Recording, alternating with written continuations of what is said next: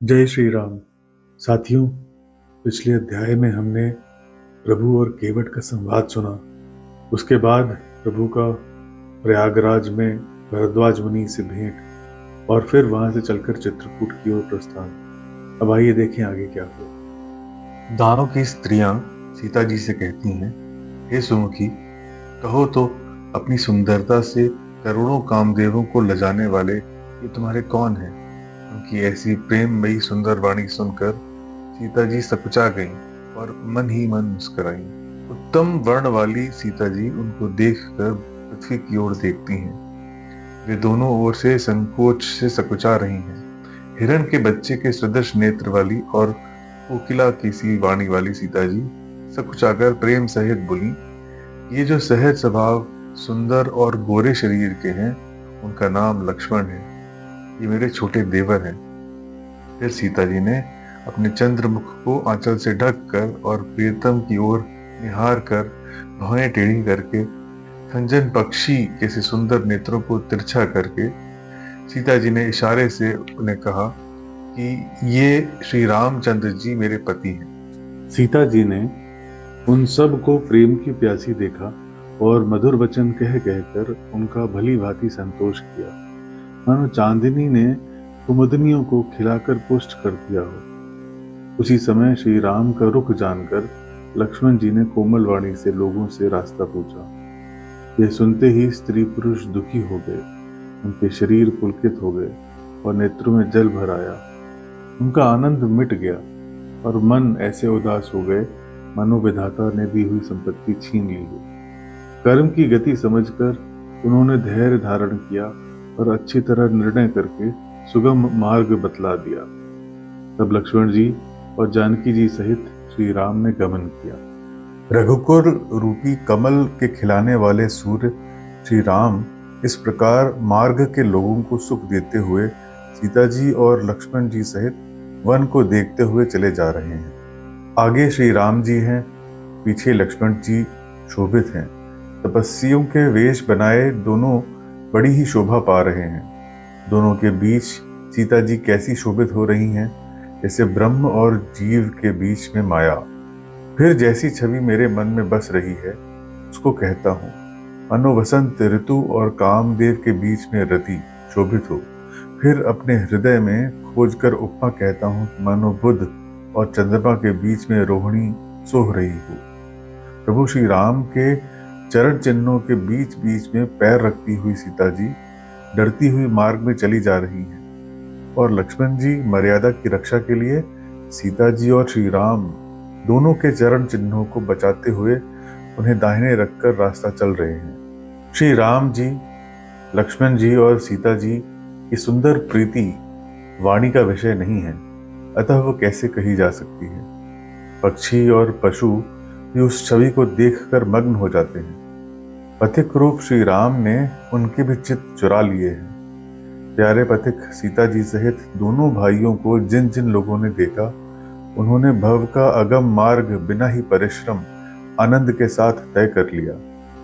आज भी जिसके हृदय में स्वप्न में भी कभी लक्ष्मण, सीता, राम तीनों बटोही आ बसे, तो वो भी श्री राम के परम धाम के उस मार्ग को पा जाएगा जिस मार्ग को कभी कोई बिरले ही मुनि पाते हैं। तब श्री राम जी सीता जी को थकी हुई जानकर और समीप ही एक बड़ का वृक्ष और ठंडा पानी देखकर उस दिन वहीं ठहर गए। कंद मूल फल खाकर रात भर वहां रहकर प्रातःकाल स्नान करके श्री राम जी आगे चले। सुंदर वन, तालाब और पर्वत देखते हुए प्रभु श्री राम वाल्मीकि जी के आश्रम में आए। प्रभु ने देखा कि मुनि का निवास स्थान बहुत सुंदर है, जहाँ सुंदर पर्वत, वन और पवित्र जल है। सरोवरों में कमल और वनों में वृक्ष फूल रहे हैं और मकरंद रस में मस्त हुए भौरे सुंदर गुंजार कर रहे हैं। बहुत से पक्षी और पशु कोलाहल कर रहे हैं और वैर से रहित होकर प्रसन्न मन से विचर रहे हैं। पवित्र और सुंदर आश्रम को देखकर कमल नयन श्री राम जी हर्षित हुए। रघुश्रेष्ठ श्री राम का आगमन सुनकर मुनि वाल्मीकि जी उन्हें लेने के लिए आगे आए। श्री राम ने मुनि को दंडवत किया विप्र श्रेष्ठ मुनि ने उन्हें आशीर्वाद दिया। श्री राम की छवि देखकर मुनि के नेत्र शीतल हो गए। सम्मान पूर्वक मुनि उन्हें आश्रम में ले आए। श्रेष्ठ मुनि वाल्मीकि जी ने प्राण प्रिय अतिथियों को पाकर उनके लिए मधुर कंद, मूल और फल मंगवाए। सीता जी सहित राम ने फलों को खाया। तब मुनि ने उनको विश्राम करने के लिए सुंदर स्थान बतला दिया। मुनि श्री राम के पास बैठे हैं और उनकी मंगल मूर्ति को नेत्रों से देखकर वाल्मीकि जी के मन में बड़ा भारी आनंद हो रहा है। तब श्री राम कमल सदृश हाथों से को जोड़कर कानों को सुख देने वाले मधुर वचन बोले। हे मुनिनाथ, आप त्रिकालदर्शी हैं। संपूर्ण विश्व आपके लिए हथेली पर रखे हुए बेर के समान है। प्रभु ने ऐसा कहकर फिर जिस जिस प्रकार से रानी कैकेयी ने वनवास दिया था वह सब कथा विस्तार से सुनाई और कहा, हे प्रभु, पिता की आज्ञा का पालन, माता का हित और भरत जैसे स्नेही एवं धर्मात्मा भाई का राजा होना और फिर मुझे आपके दर्शन होना, यह सब मेरे पुण्यों का प्रभाव है। हे मुनिराज, आपके चरणों का दर्शन करने से आज हमारे सब पुण्य सफल हो गए। अब जहां आपकी आज्ञा हो और जहां कोई भी मुनि उद्वेग को न प्राप्त हो, क्योंकि जिसने मुनि और तपस्वी ऐसा हृदय में समझकर वह स्थान बतलाइए जहां मैं, लक्ष्मण और सीता जाएं। वो सुंदर पत्तों और घास की कुटी बनाकर, हे दयालु, कुछ समय निवास करूं। श्री राम की सहज ही सरल वाणी सुनकर ज्ञानी मुनि वाल्मीकि बोले, धन्य हे रघुकुल के ध्वजारूप, आप ऐसा क्यों न कहेंगे? आप सदैव वेद की मर्यादा का पालन करते आए हैं। हे राम, आप वेदों की मर्यादा के रक्षक जगदीश्वर हैं और जानकी माया हैं, जो कृपा के भंडार आपकी रुख पाकर जगत का सृजन, पालन और संहार करती हैं, जो हजार मस्तक वाले सर्पों के स्वामी और पृथ्वी को अपने सिर पर धारण करने वाले हैं, वही चराचर के स्वामी शेष जी लक्ष्मण हैं। देवताओं के कार्य के लिए आप राजा का शरीर धारण करके दुष्ट राक्षसों की सेना का नाश करने के लिए चले हैं। हे राम, आपका स्वरूप वाणी के अगोचर, बुद्धि से परे, अव्यक्त, अकथनीय और अपार है। वेद निरंतर उसका नेति नेति कहकर वर्णन करते हैं। हे राम, जगत दृश्य है और आप उसके देखने वाले हैं। आप ब्रह्मा, विष्णु और शंकर को भी नचाने वाले हैं। जब वे भी आपके मर्म को नहीं जानते, तब और कौन आपको जानने वाला है? वही आपको जानता है जिसे आप जना देते हैं, और जानते ही वह आपका ही स्वरूप बन जाता है। हे रघुनंदन, हे भक्तों के हृदय के शीतल करने वाले चंदन, आपकी ही कृपा से भक्त आपको जान पाते हैं। आपकी देह चिदानंदमय है और सब विकारों से रहित है। इस रहस्य को अधिकारी पुरुष ही जानते हैं। आपने देवता और संतों के कार्य के लिए नर शरीर धारण किया है और प्राकृत राजाओं की तरह कहते और करते हैं। हे राम, आपके चरित्रों को देख और सुनकर मूर्ख लोग तो मोह को प्राप्त होते हैं और ज्ञानी जन सुखी होते हैं। आप जो कुछ कहते करते हैं वह सब सत्य ही है, क्योंकि जैसा स्वांग भरे वैसा ही नाचना भी चाहिए। आपने मुझसे पूछा कि मैं कहाँ रहूं, परंतु मैं ये पूछते सकुचाता हूँ कि जहां आप न हो वह स्थान बताइए, तब मैं आपके रहने के लिए स्थान दिखाऊं। मुनि के प्रेम रस में सने हुए वचन सुनकर श्री राम सकुचाकर मन में मुस्कुराए। वाल्मीकि जी हंसकर फिर अमृत रस में डुबोई हुई वाणी से बोले, हे राम, अब मैं वह स्थान बतलाता हूँ जहां आप सीता जी और लक्ष्मण जी सहित निवास कीजिए, जिनके कान समुद्र की भांति आपकी सुंदर कथा रूपी अनेकों सुंदर नदियों से निरंतर भरते रहते हैं, परंतु कभी पूरे नहीं होते। उनके हृदय आपके लिए सुंदर घर हैं और जिन्होंने अपने नेत्रों को चातक बनाकर रखा है, जो आपके दर्शन रूपी मेघ के लिए सदा लालायित रहते हैं तथा जो भारी भारी नदियों, समुद्रों और झीलों का निरादर करते हैं और आपके सौंदर्य रूपी मेघ के एक बूंद जल से सुखी हो जाते हैं। हे रघुनाथ जी, उन लोगों के हृदय रूपी सुखदायी भवनों में आप भाई लक्ष्मण और सीता जी सहित निवास कीजिए। आपके यश रूपी निर्मल मान सरोवर में, जिसकी जीभ हंसनी बनी हुई आपके गुण समूहों रूपी मोतियों को जुगती रहती है, हे राम, आप उसी के हृदय में बसिए।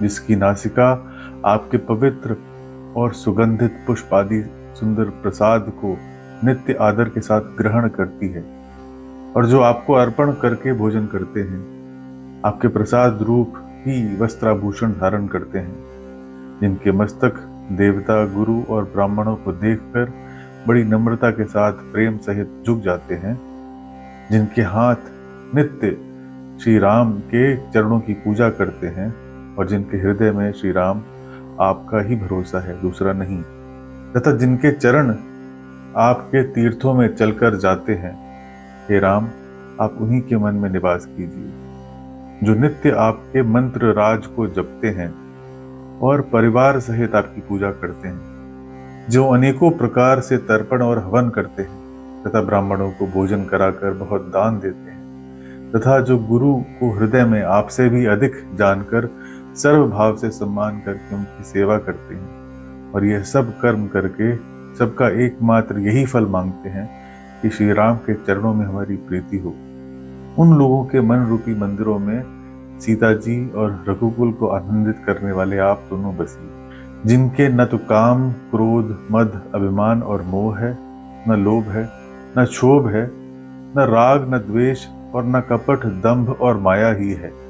हे रघुराज, आप उनके हृदय में निवास कीजिए, जो सबके प्रिय और सबका हित करने वाले हैं, जिन्हें दुख और सुख तथा प्रशंसा और गाली समान है, जो विचार कर सत्य और प्रिय वचन बोलते हैं, तथा जो जागते सोते आपकी ही शरण है, और आपको छोड़कर जिनके दूसरी कोई गति नहीं है।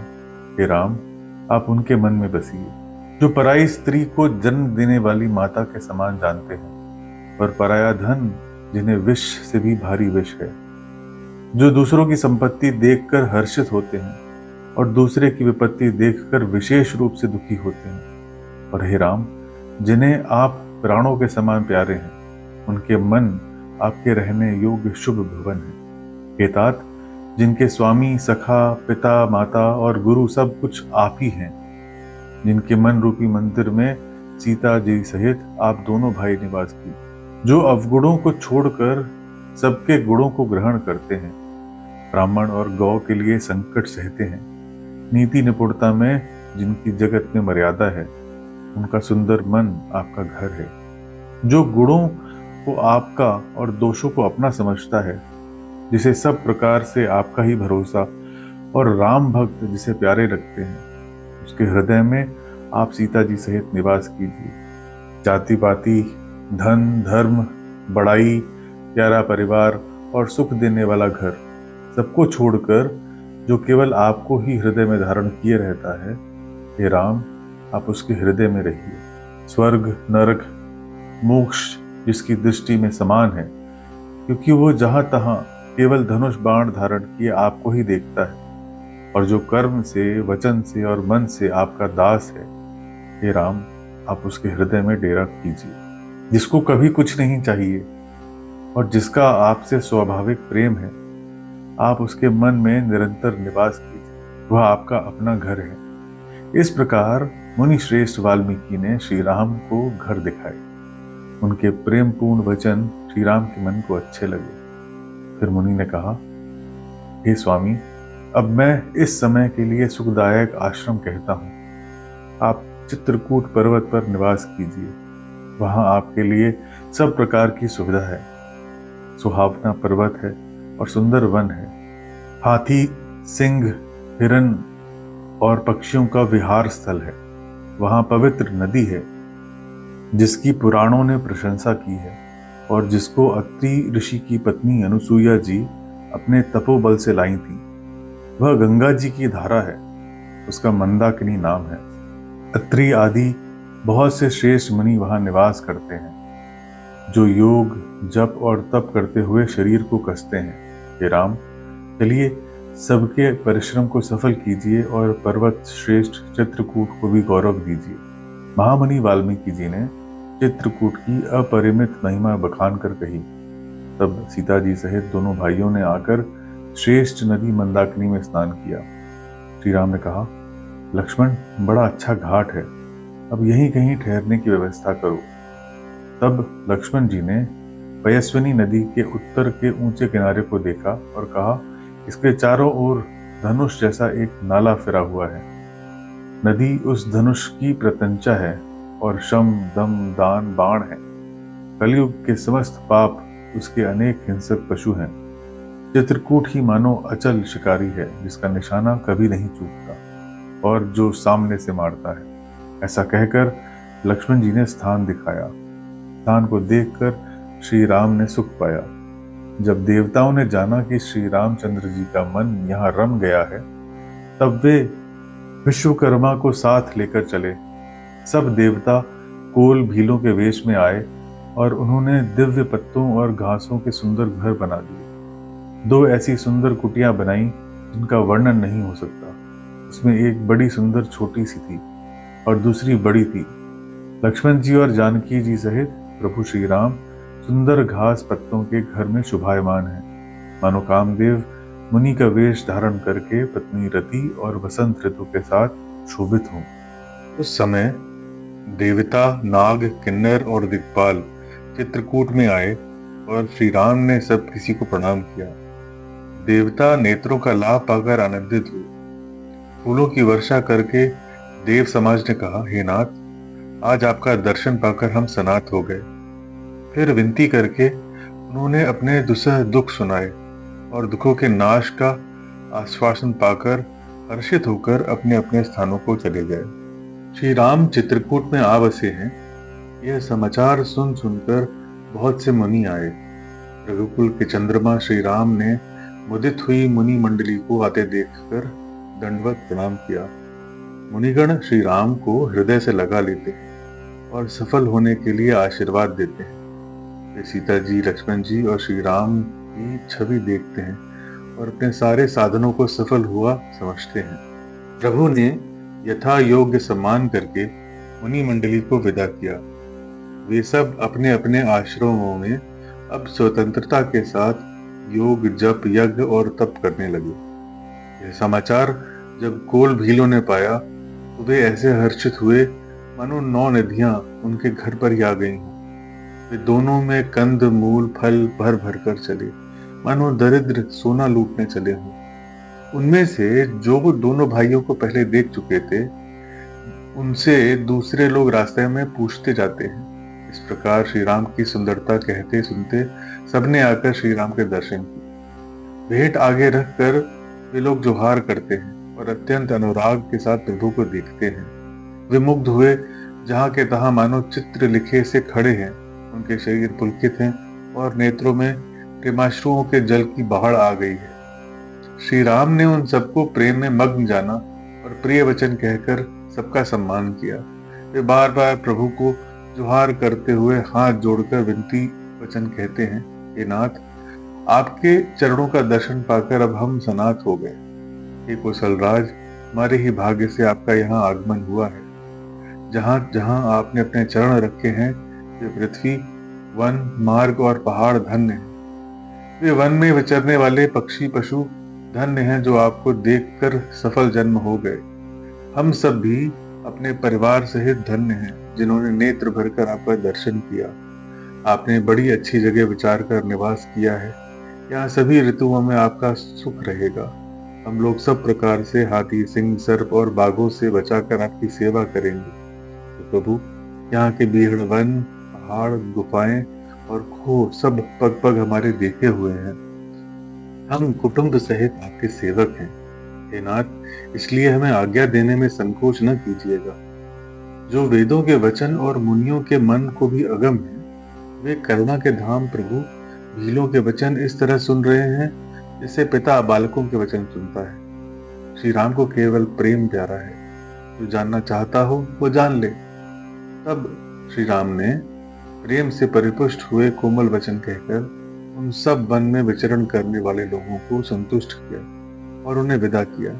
वे सिर निभाकर चले और प्रभु के गुण कहते सुनते घर आए।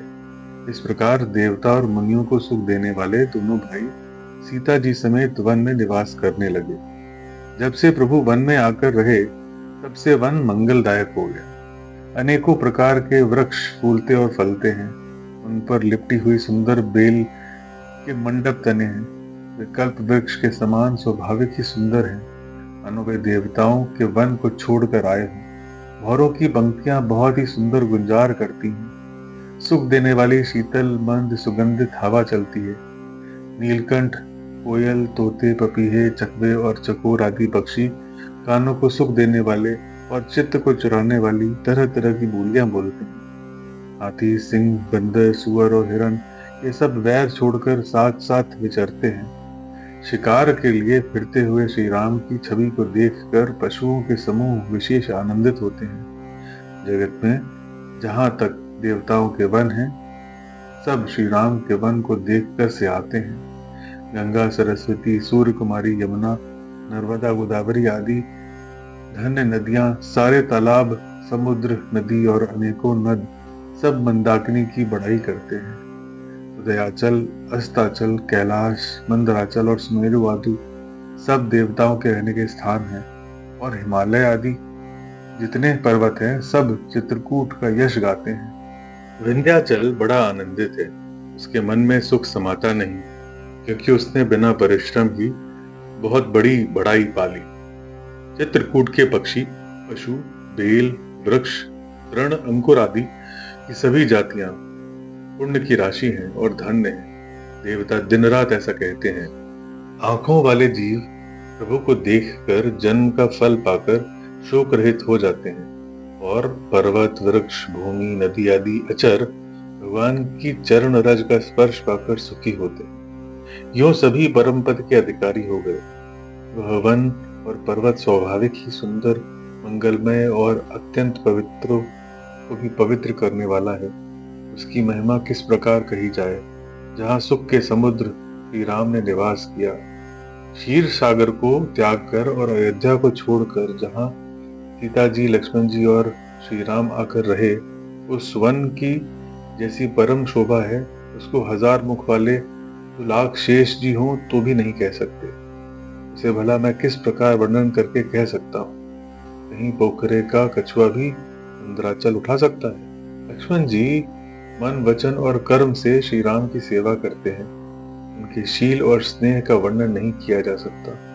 क्षण क्षण पर श्री सीता राम के चरणों को देखकर और अपने ऊपर उनका स्नेह जानकर लक्ष्मण जी स्वप्न में भी भाइयों, माता पिता और घर की याद नहीं करते। प्रभु के साथ सीता जी अयोध्यापुरी कुटुंब के लोग और घर की याद भूलकर भी बहुत सुखी रहती हैं। क्षण क्षण पर पति के चंद्रमा के समान मुख को देखकर वे वैसे ही परम प्रसन्न रहती हैं, जैसे चकोरी चंद्रमा को देखकर। स्वामी का प्रेम अपने प्रति नित्य बढ़ता हुआ देखकर सीता जी ऐसे हर्षित रहती हैं जैसे दिन में चकवी। उनका मन श्री राम के चरणों में अनुरक्त है। इससे उनको वन के हजारों अवध के समान प्रिय लगते हैं। प्रियतम के साथ पर्णकुटी प्यारी लगती है। मृग और पक्षी प्यारे कुटुंबियों के समान लगते हैं। मुनियों की स्त्रियां सास के समान, श्रेष्ठ मुनि ससुर के समान और कंद मूल फलों का आहार उनको अमृत के समान लगता है। स्वामी के साथ सुंदर साथरी सैकड़ों कामदेवों की सेजों के समान सुख देने वाली है। जिनके देखने मात्र से जीव लोकपाल हो जाते हैं, उनको कहीं भोग विलास मोहित कर सकते हैं। जिनका स्मरण करने से ही भक्तजन तमाम भोग विलास को तिनके के समान त्याग देते हैं, उनकी प्रिय पत्नी और जगत की माँ सीता जी के लिए यह भोग विलास का त्याग कुछ भी आश्चर्य नहीं है।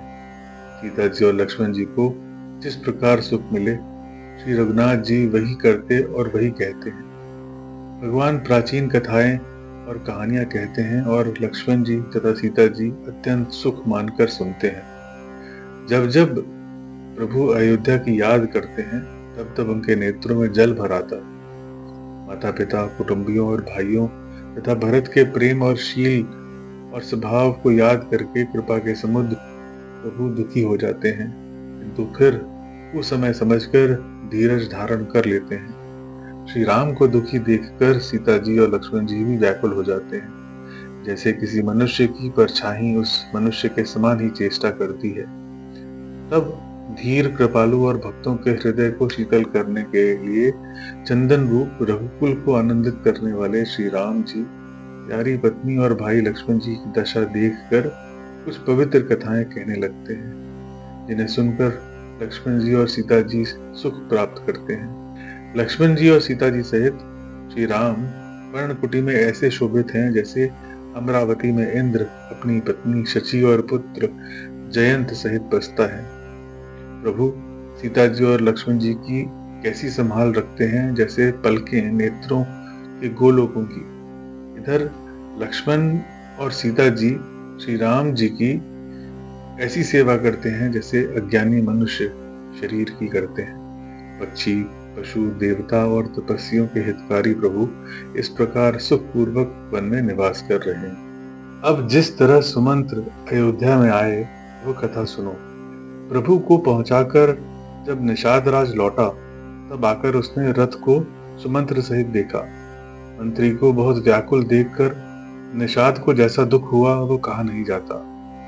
सुमंत्र हा राम, हा सीते, हा लक्ष्मण पुकारते हुए बहुत व्याकुल होकर धरती पर गिर पड़े। घोड़े दक्षिण दिशा की ओर देख देख कर हिनहिनाते हैं। बिना तो घास चरते हैं, ना पानी पीते हैं, केवल आंखों से जल बहा रहे हैं। श्री राम के घोड़ों को इस दशा में देखकर सब निषाद व्याकुल हो गए। तब धीरज धरकर निषाद राज कहने लगा, हे सुमंत्र जी, अब विषाद को छोड़िए, आप पंडित और परमार्थ को जानने वाले हैं। विधाता को प्रतिकूल जानकर धैर्य धारण कीजिए। कोमल वाणी से भांति भांति की कथाएं कहकर निषाद ने जबरदस्ती लाकर सुमंत्र को रथ पर बिठाया, परंतु शोक के मारे वे इतने शिथिल हो गए कि रथ को हाँक नहीं सकते। उनके हृदय में प्रभु के विरह की बड़ी तीव्र वेदना है। घोड़े तड़फड़ाते हैं और ठीक रास्ते पर नहीं चलते, मानो जंगली पशु लाकर रथ में जोत दिए गए हों। वे प्रभु के वियोगी घोड़े कभी ठोकर खाकर गिर पड़ते हैं, कभी घूमकर पीछे की ओर देखने लगते हैं। जो कोई राम, लक्ष्मण या जानकी का नाम ले लेता है, घोड़े हिर हिर कर उसकी ओर प्यार से देखने लगते हैं। घोड़ों की विरह दशा कैसे कही जा सकती है? वे ऐसे व्याकुल हैं जैसे मणि के बिना सांप व्याकुल होता है। मंत्री और घोड़ों की यह दशा देखकर निषाद राज विषाद के वश हो गया। तब उसने अपने 4 उत्तम सेवकों को बुलाकर सारथी के साथ कर दिए। सुमंत्र को पहुंचाकर निषाद राज लौटा। उसके विरह और दुख का वर्णन नहीं किया जा सकता। वे चारों निषाद रथ को लेकर अवध को चले। वे भी क्षण क्षण भर में विषाद में डूब जाते हैं। व्याकुल और दीन हुए सुमंत्र जी सोचते हैं कि रघुवीर के बिना जीने को धिक्कार है। आखिर ये अधम शरीर रहेगा तो है नहीं। अभी श्री राम के बिछड़ते ही छूटकर इसने यश क्यों नहीं ले लिया? ये प्राण अपयश और पाप के भाड़े हो गए। अब ये किस कारण कूच नहीं करते? नीच मन मौका चूक गया। अब भी तो हृदय के 2 टुकड़े नहीं हो जाते। सुमंत्र हाथ मल मल कर और सिर पीट पीट कर पछताते हैं, मानो कोई कंजूस धन का खजाना खो बैठा हो। वे इस प्रकार चले मानो कोई बड़ा योद्धा वीर का बाना पहनकर और उत्तम शूरवीर कहलाकर युद्ध से भाग चला हो। नेत्रों में जल भरा है, दृष्टि मंद हो गई है, कानों से सुनाई नहीं पड़ता। व्याकुल हुई बुद्धि बेठिकाने हो रही है, होंठ सूख रहे हैं, मुंह में लाठी लग गई। किंतु यह सब मृत्यु के लक्षण हो जाने पर भी प्राण नहीं निकलते, क्योंकि हृदय में अवध रूपी किवाड़ लगे हैं। सुमंत्र के मुख का रंग बदल गया है तो देखा नहीं जाता। ऐसा मालूम होता है मानो इन्होंने माता पिता को मार डाला हो। उनके मन में राम वियोग रूपी हानि की महान ग्लानि छा रही है, जैसे कोई पापी मनुष्य नरक को जाता हुआ रास्ते में सोच रहा हो। मुंह से वचन नहीं निकलते, हृदय में पछताते हैं कि मैं अयोध्या में जाकर क्या देखूंगा। श्री राम से शून्य रथ को जो भी देखेगा वही मुझे देखने संकोच करेगा। नगर के सब व्याकुल स्त्री पुरुष जब दौड़कर मुझसे पूछेंगे, तब मैं हृदय पर वज्र रखकर सबको क्या उत्तर दूंगा? जब दीन दुखी माताएं पूछेंगी, तब हे विधाता मैं उन्हें क्या कहूँगा। जब लक्ष्मण जी की माता मुझसे पूछेंगी, तब मैं उन्हें कौन सा सुखदायी संदेश कहूँगा। श्री राम की माता जब इस प्रकार दौड़ी आएंगी जैसे नई ब्याही हुई गौ बछड़े की याद करके दौड़ आती है, तब उनके पूछने पर मैं उन्हें ये उत्तर दूंगा कि श्री राम, लक्ष्मण और सीता वन को चले गए। जो भी पूछेगा उसे यही उत्तर देना पड़ेगा। आए, अयोध्या जाकर अब मुझे यही सुख लेना है। जब दुख से दीन महाराज, जिनका जीवन श्री राम के दर्शन के अधीन है, मुझसे पूछेंगे, तब मैं कौन सा मुंह लेकर उन्हें उत्तर दूंगा कि मैं राजकुमारों को कुशल पूर्वक पहुंचा आया हूँ। लक्ष्मण, सीता और श्री राम का समाचार सुनते ही महाराज तिनके की तरह शरीर को त्याग देंगे। अयोध्या कांड का ये अध्याय यही समाप्त होता है। ईश्वर से प्रार्थना है कि वे आपकी साधना में सहायता करें। जय श्री राम।